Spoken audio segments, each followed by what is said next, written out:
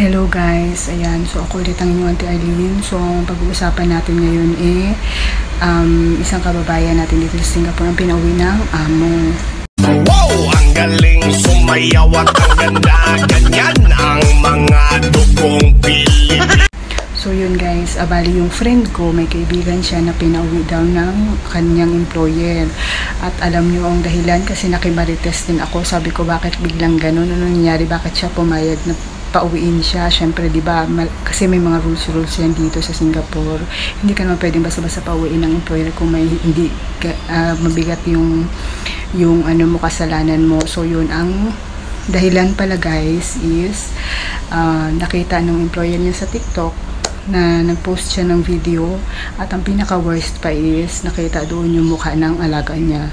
So yun guys, kaya talaga maging maingat tayo guys. Okay lang yan yung mga tayo mga Pilipino kasi talagang mano tayo. Kasi minsan diba doon na lang natin binubuhos yung minsan yung stress natin o yung minsan boring natin. Yan yung tayo madalas yung trending is yung TikTok. So yun yan lang yung kasiyahan natin. Parang pantanggal ng stress, pantanggal ng pagod.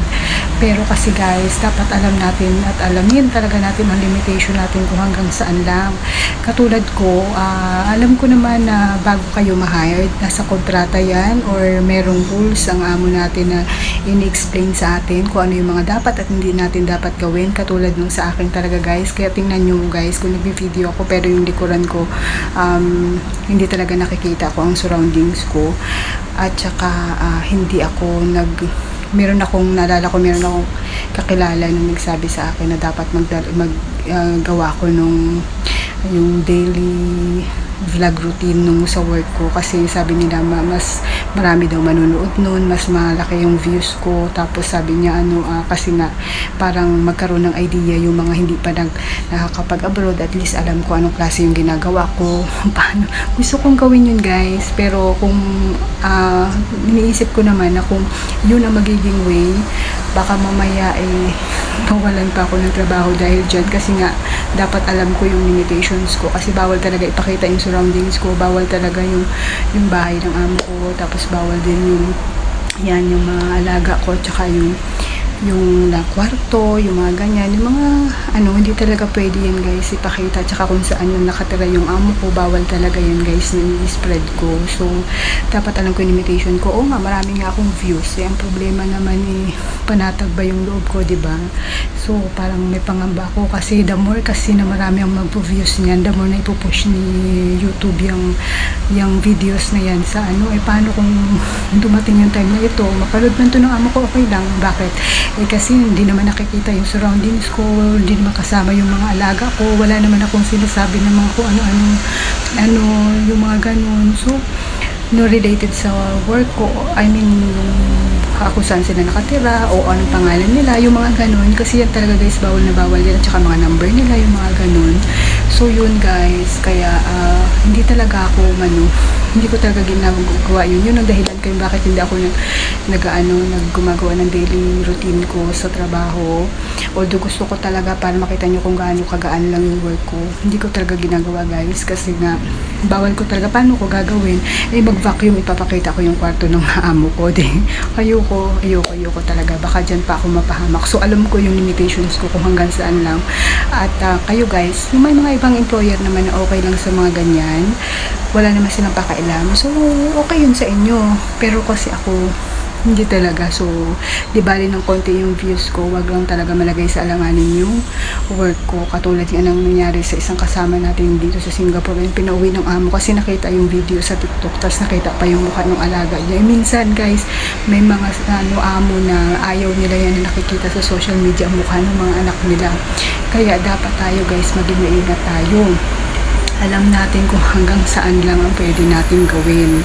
Hindi kasi pwede na para lang, advice ko lang to, pero malaya naman kayo, gawin ang gusto nyo. Yun nga, naanuhan ko lang kasi may nasampulan na isang kababayan natin na pinauwi ng amo dahil dyan sa pagpost sa TikTok ng nakikita yung surroundings niya, videos, at saka nakita yung mukha ng alaga niya. So yun guys, kaya dapat maging maingat tayo. Kaya ako never talaga ako, kahit sabi sa akin bakit mahirap ba yung work mo, dyan na tayo i-share daw yung daily routine vlog ko, kung ano yung ginagawa ko para maging ano din, magkaroon ng idea yung mga gusto mag-apply dito. Never ko talagang kinagat yung sinabi niya kasi nga alam ko yung limitations ko lang. Kaya next time guys, talagang alamin natin ang limitation ng work natin. Kasi hindi sa lahat ng oras, hindi malalaman ng amo natin. Swerte mo na kung hindi malaman ng amo natin yung ginagawa natin against sa ating mga kontrata or sa rules nila. Swerte mo na. Pero kung tingin mo tagilid kayo, wag nyo na. Kaya yung may ilang mga kababayan ako na nandito sa Singapore na may mga TikTok account na nagpo-post kayo na nasa loob ng bahay ng mga amo nyo at kasama pa yung mga alaga nyo na hindi alam ng mga amo nyo. Huwag kayong panigurado guys na hindi malalaman ng amo nyo yan o hindi kayo ma-search ng amo nyo unless naka-private yung account nyo at yung mga videos nyo hindi naka-public. Pero kung pinapublic nyo pa yan guys, mag-isip kayong mabuti.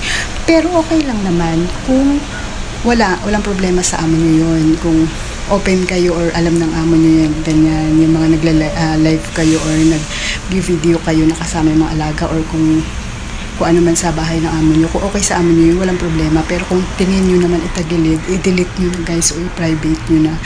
Alam nyo, to be honest with you guys, ako, yung TikTok ko, minsan sila sisilip yan ng amo ko. Nakikita ko kasi di ba makikita mo doon kung sino nag-view ng profile mo.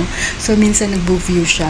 So, hindi ko alam kung paano niya ako na-search. Pero, yun. Pero sa akin okay lang kasi wala na ako tinatago eh. So, yun. Kaya, okay lang. Walang problema sa akin. So, yun. Kaya kayo guys, kung alam nyo na may against kayo na ginagawa, delete nyo na or i-private nyo na. Kasi yung account ko naman medyo naka-private ng konti pero na-search pa rin ako. So yun. Kasi nakita ko doon kung sino yung mga nag-chat ng profile mo. Nakita ko siya doon at madalas ganun ang ginagawa niya. Yun. So okay lang, wala nang problema. So yun lang guys, kaya maging aral sa atin lahat yun. Na kung tingin nyo alanganin yung work nyo na pag-post ng mga video ng mga lalo kasama yung mga alaga nyo, hinto nyo na. So, yun lang guys.